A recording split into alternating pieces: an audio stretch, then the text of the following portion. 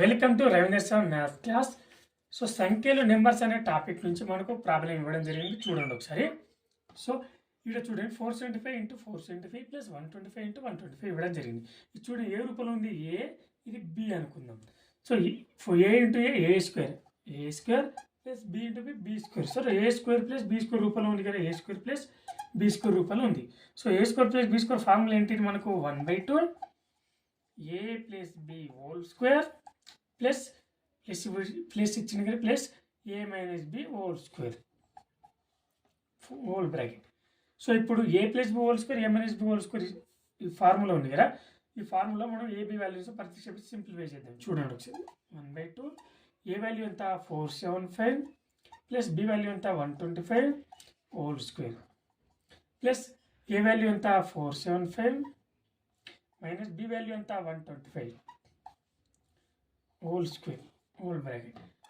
So next ఏంటిది 475 plus 125 ఎంత మనకు 600 ప్లస్ చేస్తే ప్లస్ హోల్ స్క్వేర్ ఉంటుంది. 475 మైనస్ 125 ఎంత మనకు 350 హోల్ స్క్వేర్.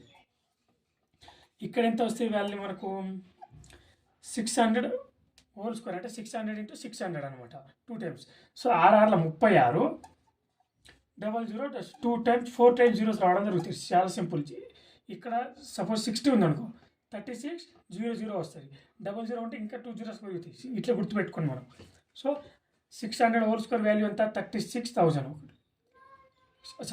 3,60,000. ఓకేనా. నెక్స్ట్ 350 హోల్ స్క్వేర్ ఇవ్వడం జరిగింది, అంటే 350 ఇంటూ 350 అనమాట.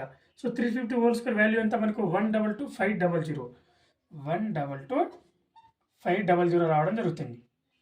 ఈ టోటల్ మనం 350 ఇంటూ 350 చేస్తే మనకి ఎంత వస్తుంది అంటే 122,500 రావడం జరుగుతుంది. సో ఇప్పుడు చూడండి 36,000 ప్లస్ 122,500 యాడ్ చేస్తే ఎంత వస్తుంది మనకు, ప్లస్ చేస్తే 48 ఎంత వస్తుంది మనకు 48,2500 రావడం జరుగుతుంది. 48,2500. సో ఇప్పుడు 1/2 బై కిందికి వెళ్తుంది కాబట్టి 2 ఎక్కంతో టోటల్ని మనకు డివిజన్ చేద్దాం. 2 1 జా 2 2 జా